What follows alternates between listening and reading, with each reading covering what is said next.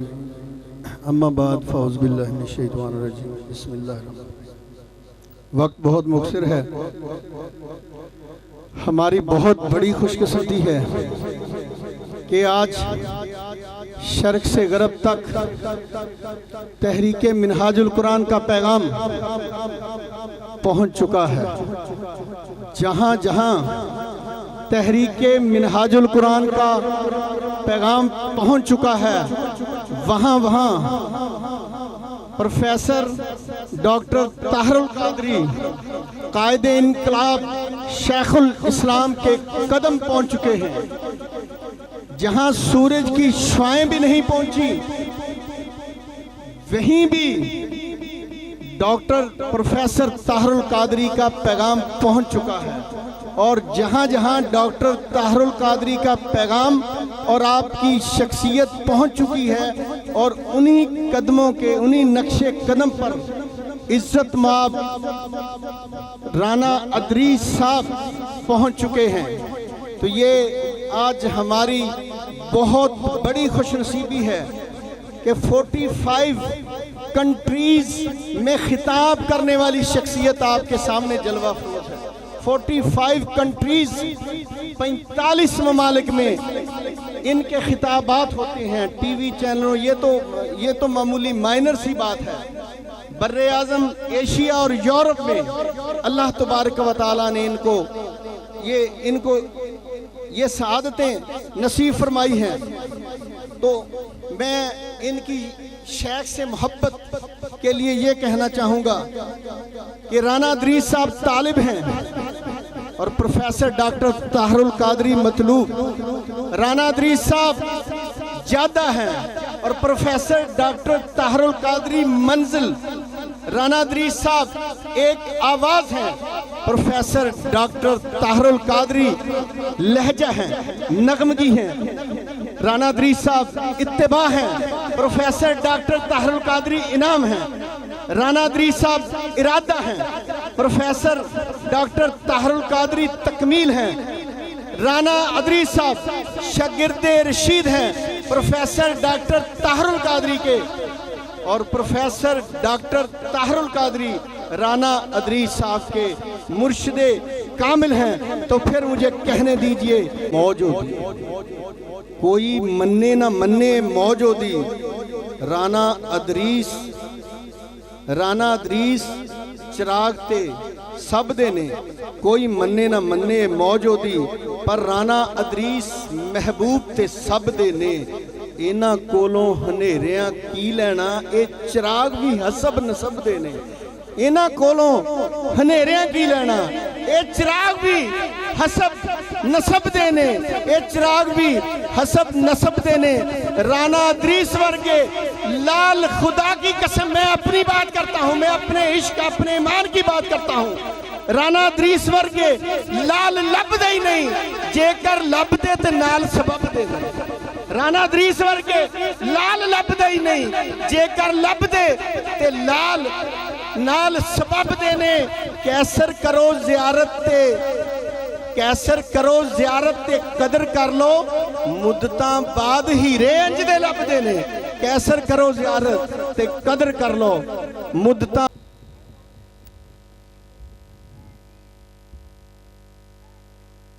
नहमदुहु व नुसल्ली व नुसल्लिमु अला रसूलिहिन नबिय्यिल करीम।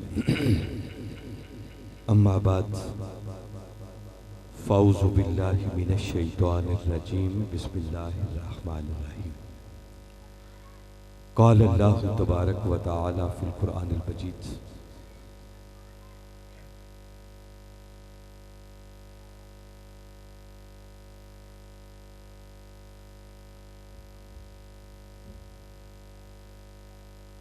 लहुम मग़फ़िरतुन व अज्रुन अज़ीम। सदाक़ल्लाहुल अज़ीम। काबिल सद एहतराम सदर मजलिस पीर तरीक़त जनाब साहबजादा पीर सैयद आफ्ताब हुसैन बुखारी, आस्ताना आलिया बाईवाल शरीफ, और आज की इस महफिल के मेहमान खुसूसी जनाब साहबजादा जाहिद इकबाल आदिल कांजन साहब दामद बरकातों को बुला लिया, और काबिल सद एहतराम बरादर मुकर्रम हज़रत अल्लामा सैयद सज्जाद हैदर शाह साहब, दीगर काबिल सद एहतराम उलमाए कराम, मशाइख़ इज़ाम, साहबजादगान, मुअज़्ज़ज़ मेहमानान गिरामी, कायदीन तहरीक मिनहाजुल कुरान और आज की इस अज़ीमुश्शान महफ़िल मीलाद मुस्तफ़ा सल्लल्लाहु अलैहि वसल्लम में जलवा अफरोज़ जुमला हाज़रीन मुकर्रम,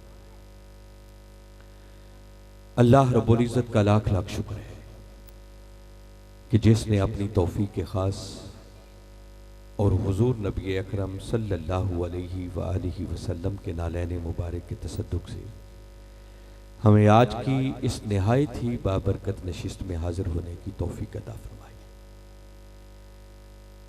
और जिस मोहब्बत और ज़ौक़ व शौक़ के साथ आज की इस महफ़िल का एहतमाम किया गया है, मैं इस पर अहालिया ने 554 तहरीक मिनहाजुल कुरान के कायदीन और कारकुनान को, और बिलखुसूस मोहतरम हाजी मियाँ बाबर अली साहब को, हाजी अबरार कादरी साहब को, कारी इम्तियाज़ कादरी साहब को, और हर उस शख्स को जिसने किसी भी हवाले से आज की इस महफ़िल के इंतज़ाम व इंसराम में हिस्सा लिया है, मैं सबको दिल की गहराइयों से मुबारकबाद भी पेश करता हूँ और दुआ गो हूँ कि अल्लाह रब्बुल इज़्ज़त आपकी इस काविश को अपनी बारगाह में शर्फ़ कबूलियत अता फरमाए। मैं जैसे ही आपके गांव में दाखिल हुआ हूँ और एक जगमग करता हुआ माहौल जो मैंने देखा है, और जिस मोहब्बत और ज़ौक़ के साथ आपने पूरे गांव के अंदर एक लाइटिंग का मंजर बनाया हुआ है, तो सच्ची बात है कि महसूस यूँ हो रहा था कि जैसे आज फिर 12 रबीउल अव्वल की रात आ गई। अल्लाह आपकी इस मोहब्बत को, इस ज़ौक़ को, इस इश्क को सलामत रखे, इसे दवाम बख्शे और इसमें मज़ीद बरकतें अता फरमाए।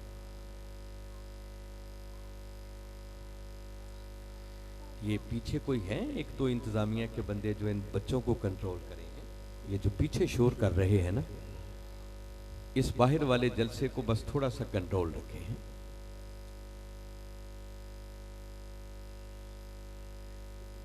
हमारी आज के इस मिलाद पाक की महफ़िल के अंदर हमारे तहरीक मिनहाजुल कुरान मामू कांजन के सदर मियाँ मोहम्मद असगर साहब भी जलवा अफरोज़ हैं, हमारे मोहतरम शेख साहब वो भी तशरीफ़ फरमा है, मोहतरम शुएब साहब भी यहाँ पर जलवा अफरोज़ है, और इसके अलावा हमारे तहरीक मिनहाजुल कुरान मुरीदवाला से हमारे मोहतरम डॉक्टर मकसूद साहब भी तशरीफ़ लाए हुए हैं, और वहाँ के नाजिम हमारे मोहतरम मज़हर फ़याज़ साहब, मोहतरम रिजवान साहब डिस्ट्रिक्ट समुंदरी की नुमाइंदगी करते हुए आए हुए हैं, और मैं देख रहा हूँ कि दूर दराज के देहातों से भी कसीर तादाद में मिनहाजुल कुरान के लोग यहाँ पर मौजूद हैं।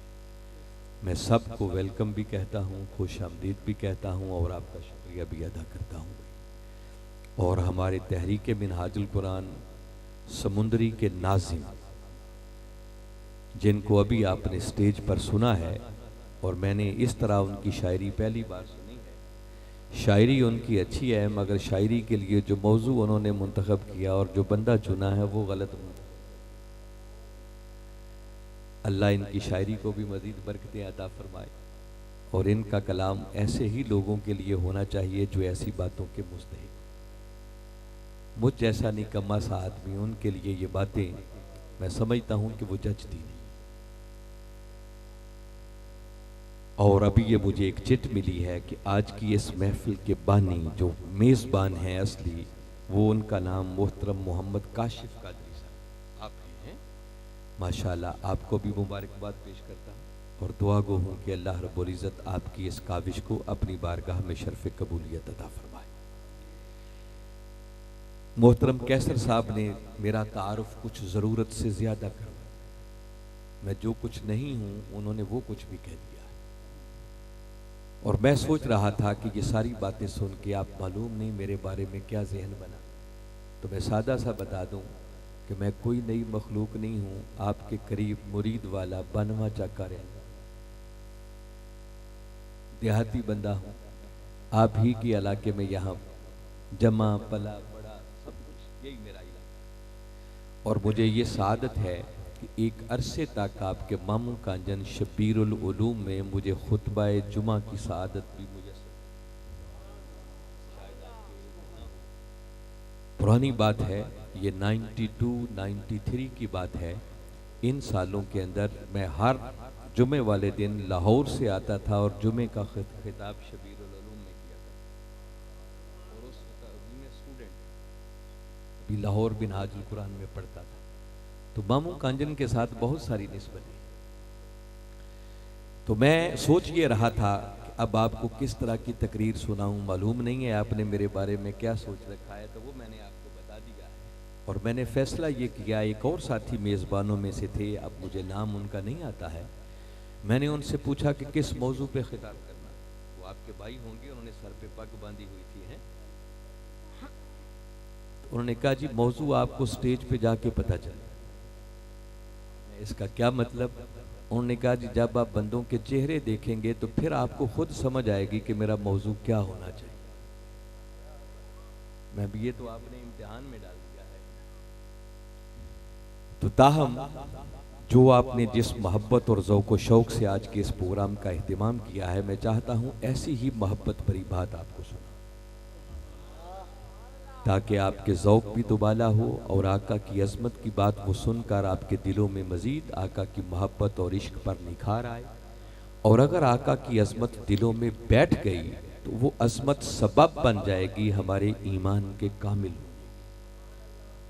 और जब अज़मत बैठेगी तो फिर आका से प्यार भी शुरू होगा और ईमान कमली वाले आका सल्लल्लाहु अलैहि वसल्लम की मोहब्बत, इश्क और अदब में फना हो। और यही ताजदार कायनात सल्लल्लाहु अलैहि वसल्लम ने हुक्म दिया, फरमाया अद्दिबू औलादकुम अला सलासति खिसाल, फरमाया लोगों अपनी औलादों को 3 चीज़ों का सबक दिया करो, जिसमें सबसे पहले नंबर पर फरमाया हुब्बा नबीयकुम, अपनी औलादों को अपने नबी की मोहब्बत का सबक।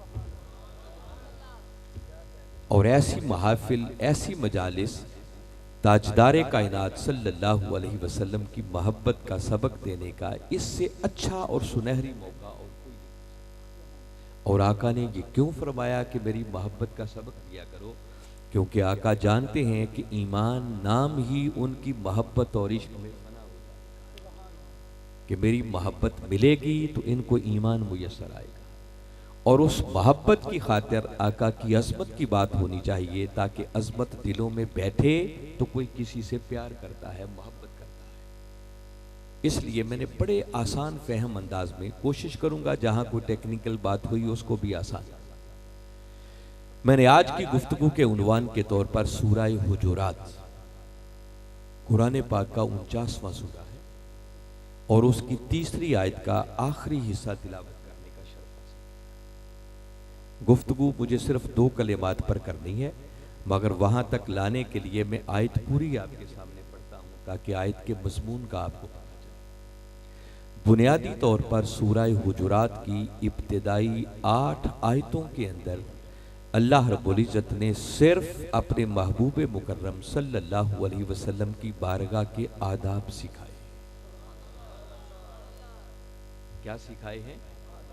आप जरा एक लम्हे के लिए चश्मे तसव्वुर में लाएं कि खालिक कायनात जिस हस्ती के आदाब सिखाए, उस हस्ती की अजमत का आलम क्या।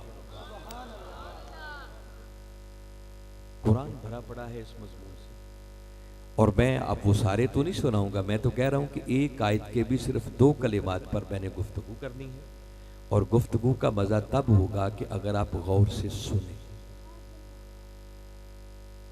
बात करने का मजा तब है कि मैं महसूस करूं कि आप तवज्जो से मुझे सुन रहे हैं। तो मुझे उम्मीद है कि जिस ज़ौक़ से आप दूर दराज से आए हैं, यकीनन आप बड़ी तवज्जो और इन्हिमाक से सुनेंगे। अब गौर करना है मेरी बात पर। मैं सिर्फ उन 2 कलिमात तक लाने के लिए चाहता हूं कि पहली 2 आयतों का भी तर्जुमा आपको सुना। बारी ताला ने मजमून कैसे शुरू किया, फरमाया या अय्युहल्लज़ीना आमनू, ए ईमान वालों। किन से बात की है? अच्छा, जब ईमान वालों से बात की, जब कभी भी कुरान पाक में ऐसे कलिमात आए तो कभी ये ना सोचा करें कि ये सिर्फ बात 14 सदियां पहले के मोमिनों से आयत उतरती किसी खास पस मंजर में, उसका कोई ना कोई पीछे हवाला बनता है, कोई शान नजूल होती है, कोई वाक़या होता है, मगर कुरान का कोई हुक्म किसी जगह पर रुकता नहीं है, फिर वो क़यामत तक आने वाली इंसानियत के लिए जनरलाइज हो जाता है, आम। चांद ऐसे नहीं करना भी, मेरी बात सुनो। ये अब देखो ना, आपके सामने बैठ के अगर ये बच्चे ऐसा करें तो ये अच्छी बात नहीं। इस बच्चे को भी नीचे बिठा लो अपने पास और अलग करके बिठाओ इनको, तीनों को अलग अलग कर दो।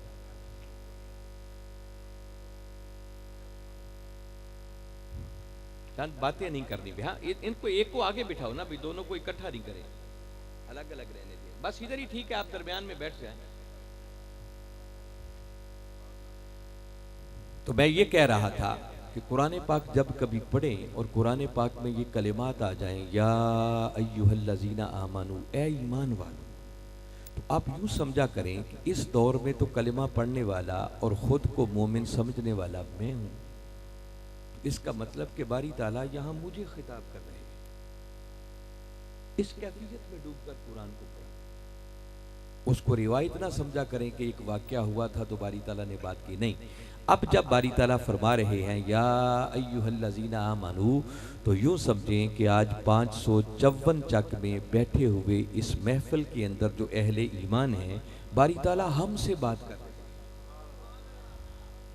हैं। 54 चक के अंदर बैठकर मेरे महबूब का मीलाद बनाने वाले ईमान, ला तुक़द्दिमू बैना यदायिल्लाहि व रसूलिही, फरमाया खबरदार कभी अल्लाह और उसके रसूल से आगे नहीं। ये पहला अदब सिखाया अल्लाह। अच्छा, आपके ईमान की ताजगी के लिए मैं थोड़ा सा इसको एलैबोरेट करता हूँ, वाज़ेह करता हूँ। ये जो फरमाया ना अल्लाह और उसके रसूल से आगे नहीं बढ़ना, ये क्यों कहा बारी ताला ने? हुआ यूं कि कुर्बानी का दिन था और ताजदार कायनात सल्लल्लाहु अलैहि वसल्लम ने अभी अपना कुर्बानी का जानवर ज़िबा नहीं किया था कि कुछ सहाबाए किराम ने अपने जानवर पहले ज़िबा कर दिया।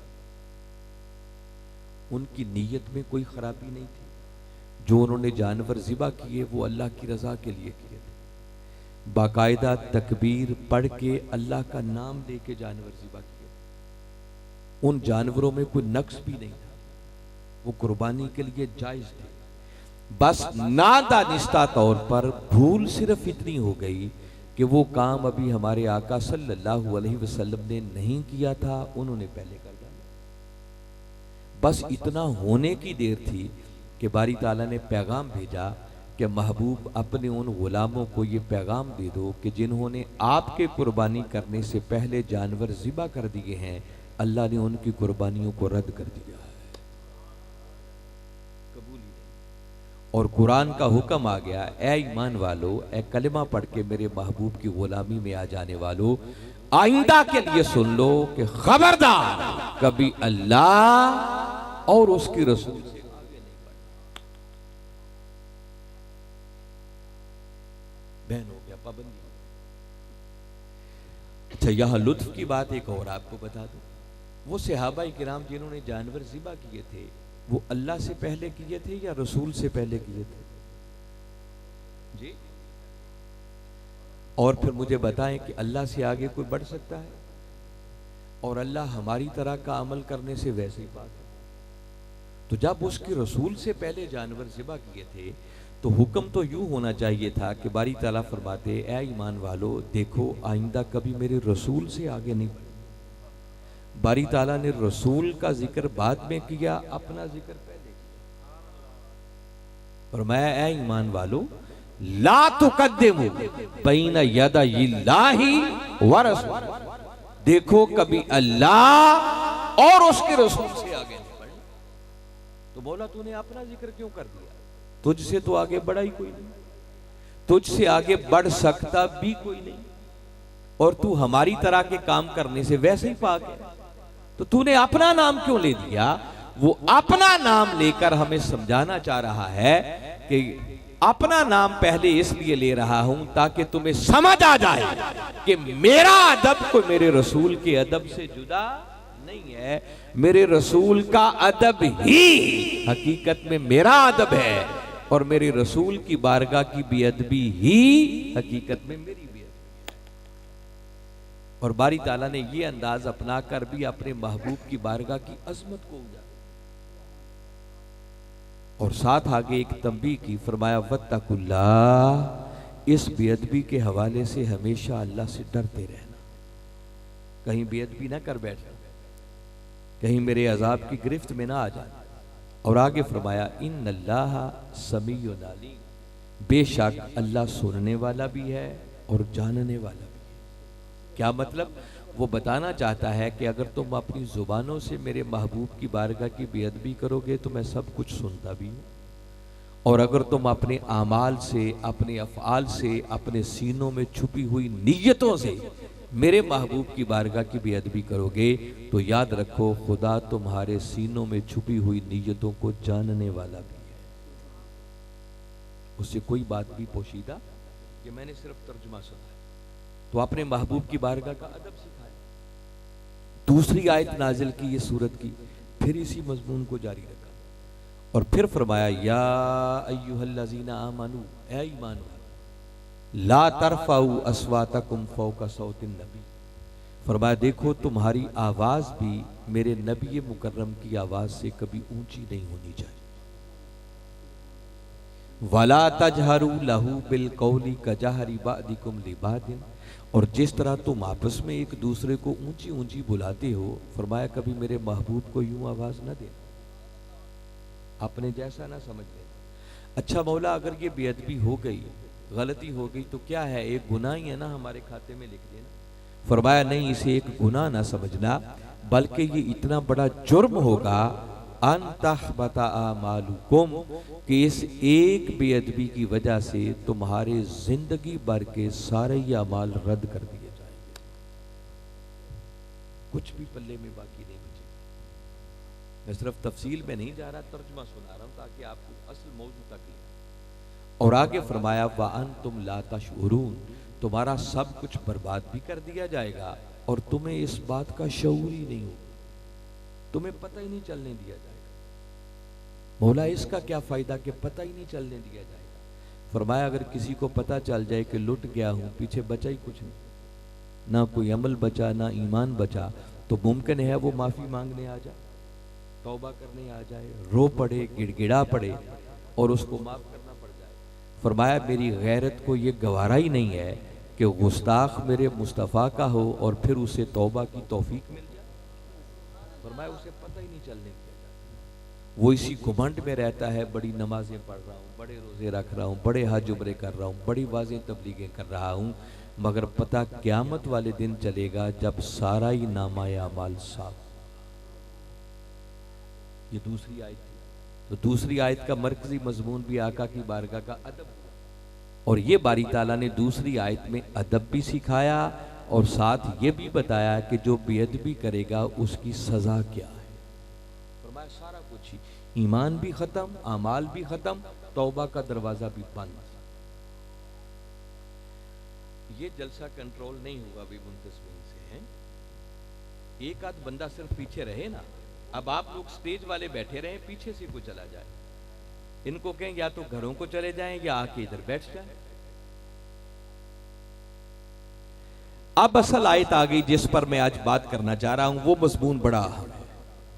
तीसरी आयत करीमा में बारी ताला ने यह बताया है कि अब रुक के जरा ये भी सुनते चले जाओ कि जो मेरे महबूब की बारगाह का अदब करता है उसे मिलता क्या है, उसकी जजा क्या है, और उसमें से सिर्फ एक बात लेकर मैं थोड़ी बात आज समझाना चाहता हूं आपको। तीसरी आयत का मजमून बारी ताला ने यूं शुरू किया, फरमाया इन्नल्लज़ीना, इसका मतलब है बेशक वो लोग, कौन, यगुद्दूना अस्वातहुम, जो अपनी आवाजों को पस्त कर लेते हैं, नीचे कर लेते हैं, आहिस्ता कर लेते हैं। कब?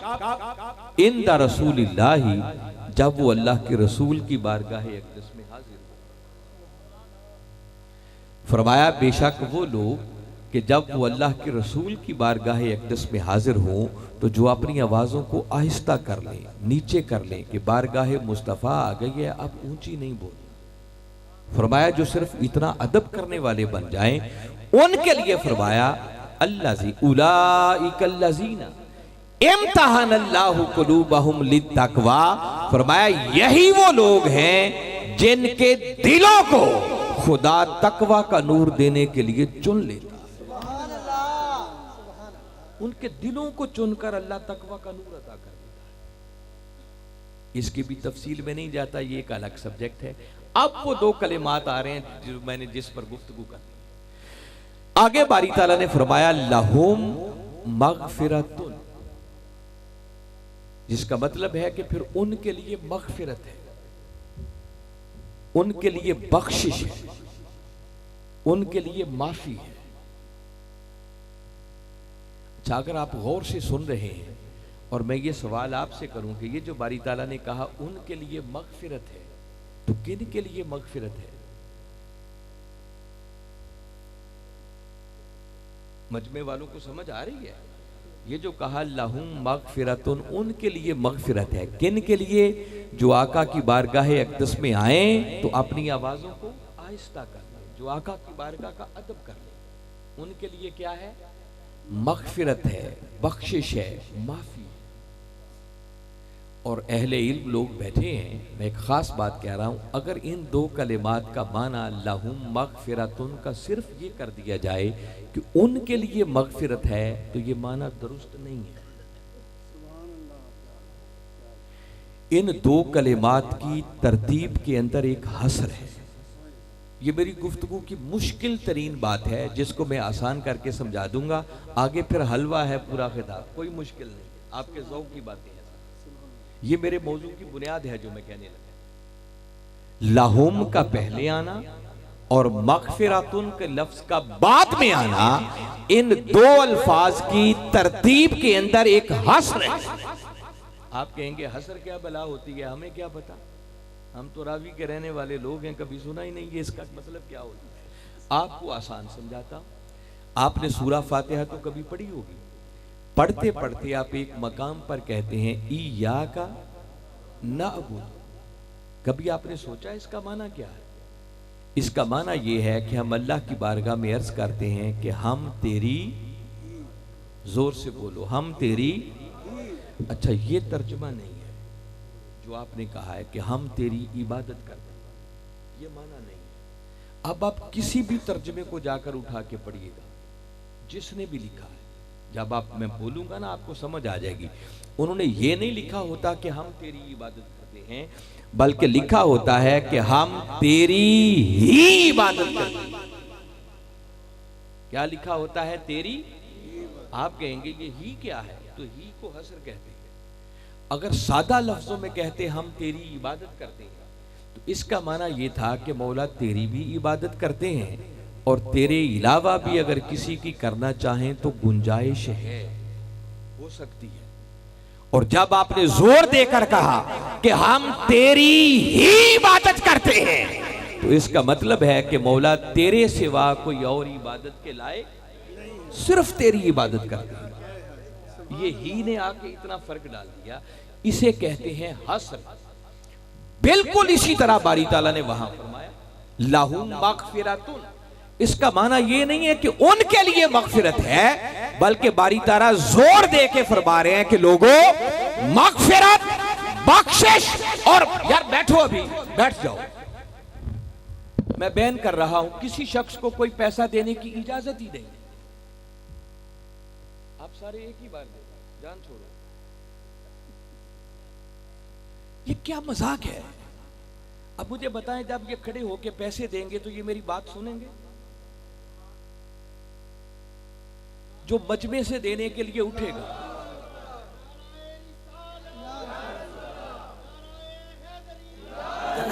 प्यारे आका के दीवाना हाथ में डाले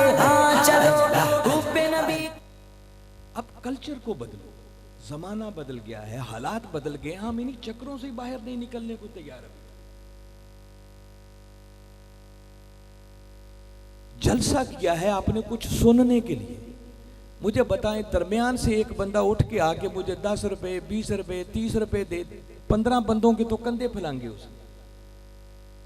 पहले घंटा बैठा वो सोचता रहा कि अलामा साहब को 10 रुपए दूं, 50 रुपए दूं, 100 रुपया दूं। उसने क्या सुना मुझे? मैं इसलिए तो नहीं आया हूं आपके पास। सुने ध्यान से। अगर मेरी हौसला अफजाई चाहते हैं तो गौर से सुने मैं क्या कह रहा। मैं एक जोर लगा के बात समझाने की कोशिश कर रहा हूं। जब बात करने का वक्त आता है उठ के पैसे फेंकना शुरू कर देते कि हम सुनना ही नहीं चाहते। मुझे उम्मीद है कि आप नाराज नहीं होंगे। मुझे दुख हुआ है, सही बात है। आप तवज्जो से सोचिए। मैं मेहनत से आपके पास एक बात पहुंचाने की कोशिश कर रहा हूं। एक मैं सफर करके आया हूं, आपने कितने दिनों से मेहनत की है, तैयारी की है, लोग सफर करके आए हैं। अपनी इन महाफिल को नतीजा खेज बनाओ, फ्रूटफुल बनाओ। कभी बैठ के सोचा करो कि लाखों रुपए खर्च करके महफिल की तो हमें मिला क्या बाद में? खाली ज़ौक़ के लिए, एंजॉय करने के लिए आए हैं। मैं इस मौजू की तरफ नहीं जाना चाह रहा। मुझे तकलीफ हुई है, सही बात है। और कैसर साहब के होते हुए तो ऐसा नहीं होना चाहिए था कि पढ़ा लिखा बंदा, प्रोफेसर टाइप बंदा हो और बात मैंने अभी पूरी की नहीं है और सारा मजा खराब कर दिया। अब गौर से सुने मैं क्या कह रहा हूं। मैंने बताया कि जैसे आप वहां कहते हैं ना कि हम तेरी ही इबादत करते हैं, बिल्कुल इसी तरह बारी ताला ने यहां फरमाया लहुम मगफिरतुन। इसका मतलब ये नहीं है कि उनके लिए मगफिरत है, बल्कि बारी ताला जोर दे के फरमा रहे हैं कि लोगों, मगफिरत, बख्शिश और माफी ये तो मैंने बनाई ही मुस्तफा का अदब करने वाला।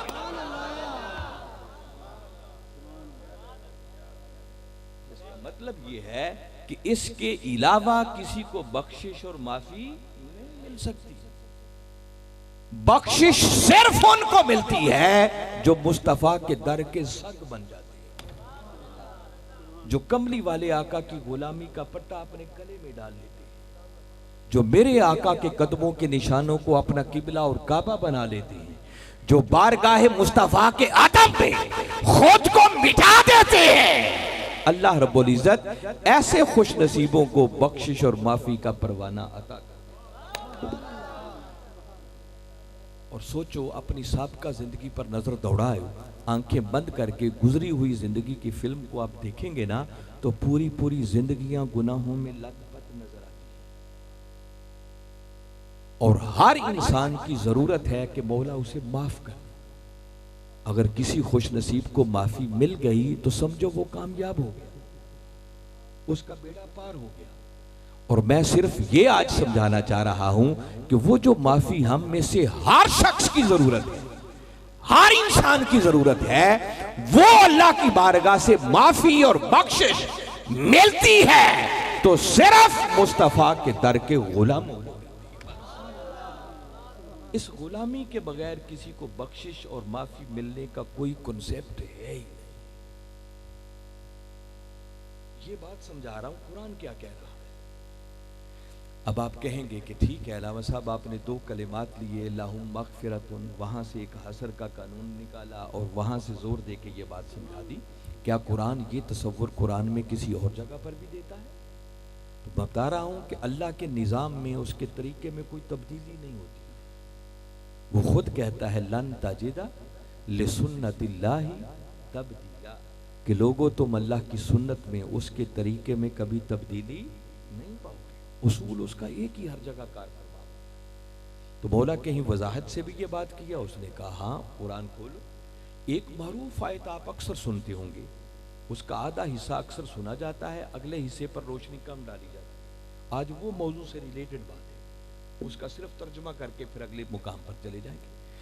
बारी ताला ने फरमाया कुल, महबूब अपनी मीठी मीठी जुबान से इन्हें बता दो, इन कुन तुम तुहिब्बूनल्लाह, कि अगर तुम अल्लाह से मोहब्बत करते हो तो क्या करो, फत्तबिऊनी, आओ पहले मुझ मुस्तफ़ा की इत्तिबा करो। पहले मेरी गुलामी का पट्टा अपने गले में डालो, पहले मेरे कदमों के निशानों को अपना किबला और काबा बनाओ। इत्तिबा का मतलब कि मेरे पीछे पीछे चलो। पीछे चलने का मतलब मेरी बारगाह के अदब में फना होना सीखो, मेरे कदमों के निशानों को अपना किबला और काबा बनाओ। तो मौला फिर फरमाया, महबूब इन्हें बता दो कि जब मेरी इत्तिबा के दायरे में आ जाओगे, मेरे नक्शे कदम पर चल पड़ोगे, मेरे कदमों के निशानों को अपना किबला और काबा बना लोगे, तो क्या होगा? फरमाया, युहिब्बुकुमुल्लाह, फिर अल्लाह खुद तुमसे मोहब्बत करना शुरू कर देगा। अल्लाह तुम्हें अपना महबूब बना लेगा। चाहते क्या थे कि अल्लाह से मोहब्बत करें, मालूम नहीं वो भी मिलती थी या नहीं मिलती थी, मगर फरमाया जब तुम मेरे मुस्तफ़ा की इत्तिबा के दायरे में आ जाओगे, उनके नक्शे कदम पर चल पड़ोगे, उनके पीछे पीछे चलोगे, तो मैं खुदा ऐलान कर रहा हूं कि तुम सिर्फ मेरे मुहिब नहीं रहोगे, बल्कि मैं खुदा तुम्हें अपना महबूब बना लूंगा। यहां तक अब सुनते रहते हैं। अगली बात आज बताना चाह रहा हूं। कुरान आगे कहता है, वयगफिर लकुम ज़ुनूबकुम, फरमाया तुम्हें महबूब भी बनाऊंगा और महबूब बनाते ही अगला ऐलान कर दूंगा कि मेरे इस मुस्तफा के गुलाम के पिछले सारे गुनाह बख्श दिए। फरमाया तुम्हारे गुनाहों को बख्श दिया। तो गुनाहों की बख्शिश की बात बारी ताला ने की, मगर तब जब उनको पहले अपने महबूब की इत्तिबा के दायरे में बुला लिया। फरमाया ये बख्शिश की खुशखबरी उस खुश नसीब के लिए है जो मेरे मुस्तफा के पीछे पीछे चल पड़ेगा, उनके नक्शे कदम को फॉलो करेगा, उनकी सीरत के रंग में खुद को रंगेगा। जिसने मेरे मुस्तफा की बारगाह के अदब को अपना ओढ़ना बिछौना बना लिया, बस समझो वो खुदा का महबूब भी बन गया और अल्लाह उस खुश नसीब को बख्शिश का परवाना भी अता माफ कर दिया जाएगा। अब एक ऐसा मकाम सुना रहा हूं, क्योंकि एक महदूद वक्त में रहकर हमने अपनी बात को खत्म करनी है, उसके बाद किसी और दलील की जरूरत नहीं रहती, इतनी वजाहत के साथ बारी ताला ने बात की। ये सूरह निसा है, चौथी सूरत है कुरान पाक की, और उसकी आयत का नंबर है 64। उसमें बारी ताला ने वही जानों पर जुल्म और गुनाह करने की बात फरमाया, वलौ अन्नहुम इज़ ज़लमू अनफुसहुम जाऊका फस्तगफरुल्लाह वस्तगफर लहुमुर रसूल लवजदुल्लाह तव्वाबर रहीमा। फरमाया वलौ अन्नहुम इज़ ज़लमू अनफुसहुम, बारी ताला बात अपने महबूब से कर रहे हैं, है मेरे महबूब अगर ये लोग अपनी जानों पर जुल्म कर बैठे, जुल्म का क्या मतलब कि मेरी नाफरमानी कर बैठे, ये गुनाहों के मुर्तकिब हो जाए, मुझे नाराज कर बैठे, और महबूब फिर इन्हें माफी का ख्याल आ जाए कि अल्लाह हमारी इस गलती को माफ कर दे, हमारी तौबा कबूल हो जाए, मौला हमसे राजी हो जाए, तो महबूब अगर ये मुझे राजी करना चाहे तो क्या करें? फरमाया जाऊ का, कहीं दाएं बाएं जाने की जरूरत नहीं, बस महबूब सीधा तेरे कदमों में हाजिर हो जाए। जाऊ का मुखातब की जिंदगी है, आका से मुखातब होकर बारी ताला कह रहे हैं महबूब तेरे कदमों में आ जाए, और हमें समझा रहे हैं कि लोगों अगर जिंदगी में गुनाह कर बैठो, अपनी जानों पर जुल्म कर बैठो, मुझे नाराज कर बैठो और मनाने का ख्याल आ जाए, तो कहीं दाएं बाएं नहीं जाना, बस सीधा दहलीज़े मुस्तफा पे आ जाना। बंदा हैरान होके पूछता है, मौला बड़ी अजीब बात है, हमने कभी ऐसा नहीं देखा कि नाराज एक बंदे को करें, मनाने के लिए किसी और के घर चले जाए, जिसको नाराज किया जाए मनाने के लिए उसी के पास जाना पड़ता है। तो जब नाफरमानी तेरी हुई, नाराज तू हुआ, अब तुझे राजी करना है, तो तरीका तो ये होना चाहिए था कि कहता कि अच्छा मुझे राजी करना चाहते हो तो सीधा मेरे घर में मस्जिद में आ जाना, खाना काबा में आ जाना, वहां आके अल्लाह अल्लाह करना, गुनाह की माफी मांगना, मैं अल्लाह तुमसे राजी हो जाऊं। उसने ये तरीका नहीं बताया। फरमाया अगर मेरी नाफरमानी करके मुझे नाराज कर बैठो और मनाने का ख्याल आ जाए, कहीं दाएं बाएं नहीं जाना, बस सीधा दहलीज मुस्तफा पे चले आना। मौला वहां क्यों बुला रहा है? फरमाया तुम्हारे इसी चक्कर को तो खत्म करना चाह रहा हूं कि मेरा दर कोई मुस्तफा के दर से जुदा। आला हजरत ने एक बात की थी कि बाखुदा खुदा का यही है दर, नहीं और कोई मफर मकर। जो वहां से हो यहीं आके हो, जो यहां नहीं तो वहां। फरमाया लोगों मेरा दर कोई मेरे मुस्तफा के दर से जुदा, बस जो मेरे महबूब के कदमों तक पहुंच गया ना, समझो वो खुदा की बारगाह तक पहुंच गया। मेरे महबूब का दर ही हकीकत में मेरा दर है, वो ये समझाना चाह रहा है। अब ये माफी का तरीका बारी ताला बता रहे हैं। बंदे ने इतनी बात सुनी, उसने सोचा ठीक है माफी का तरीका ये है कि आका की बारगाह अक़दस में जाए। वो आका के कदमों में हाजिर हो गया। उसने सोचा कि यकीनन अब मुझे माफी मिल जाएगी, मगर बारी ताला ने उसी आयत करीमा में आगे एक दूसरा हुक्म दिया और आगे फरमाया फस्तगफिरुल्लाह। जब महबूब के कदमों में लाके उसे खड़ा कर लिया ना, तो अब फरमाया बस अब अल्लाह से माफी मांगो। किससे माफी मांगो? फस्तगफिरुल्लाह। ये नहीं कहा आप माफी मेरे रसूल से मांगो। माफी कैसे मांगो? बंदा सर पकड़ के बैठ गया कि मौला बात तो पहली समझ से बाला तर थी, नाराज तुझे किया, मनाने के लिए तूने अपने महबूब की बारगाह में भेजा। अब वहां भेजने का फायदा तो तब होता कि भेज के कहता कि आप माफी मेरे रसूल से मांगो। अब ये नहीं कहा कि रसूल से माफी मांगो, वहां भेज कर क्या कहा? माफी किससे मांगनी है? फरमाया माफी मुझसे मांगो। तो मौला यहां आके भी तुझी से मांगना था तो उधर ही मांगने देता। तू तो हर जगह सुनने वाला है। खुद कहता है कि मेरा बंदा जब भी मुझे पुकारता है मैं उसकी पुकार को सुनता भी हूं और जवाब भी देता। तो मौला यहां आके भी तुझी से मांगना था तो उधर ही मांगने देता। यहां बारी ताला ने एक अकीदे की बात समझाई और वो अकीदे की बात ये समझाई है कि बारी ताला हमें ये मैसेज देना चाह रहे हैं कि लोगों मांगो जब भी तो मांगो खुदा से, मगर मांगो वास्ताए मुस्तफा से। वो समझाना चाहता है कि लोगों देता मैं ही हूं, मगर देता अपने महबूब के मुखड़े पे वार वार के हूं।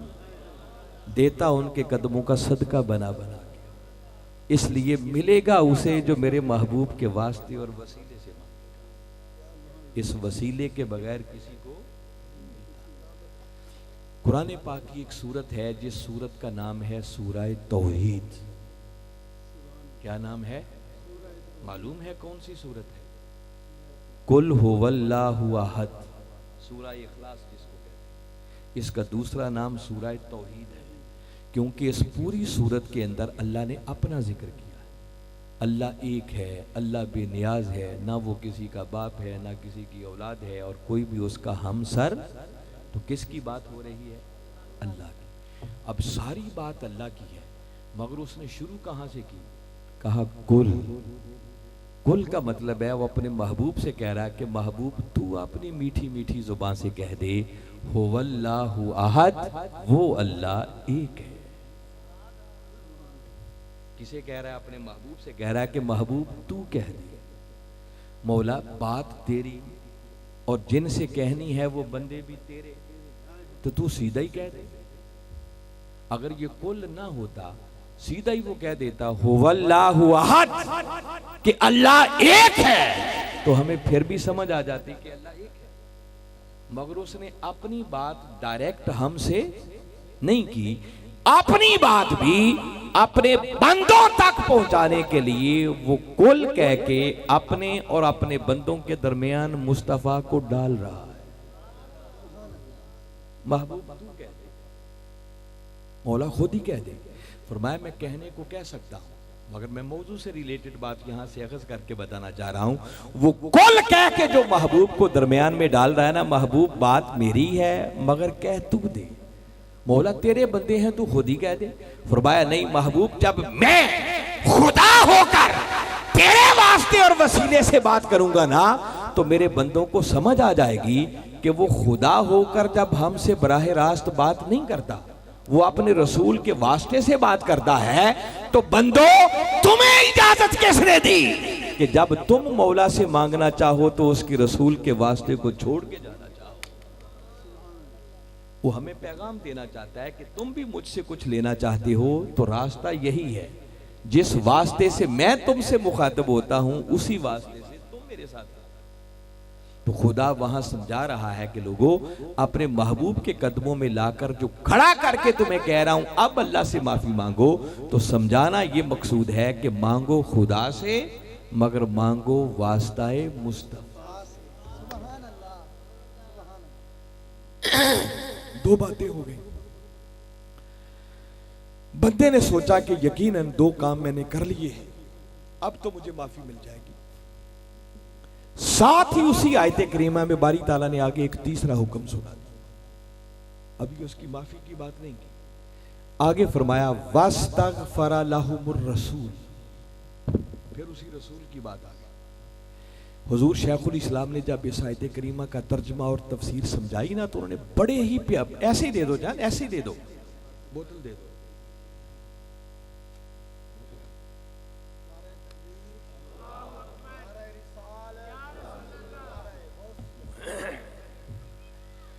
आपने ये बात समझाने के लिए तशरीह करते हुए ये बात समझाई कि जब बंदा 2 काम कर लेगा, आका की बारगाह अक़दस में चला गया, वहां खड़े होकर उसने अल्लाह से माफी भी मांग ली, तो समझाने के लिए फरमाया कि फिर यूं समझो कि मौला कहेगा बंदे अब तेरे काम खत्म हो गए, तू जरा एक तरफ खड़ा हो जा और अब एक काम मुझे भी कर लेने। मौला अब तू क्या करना चाहता है?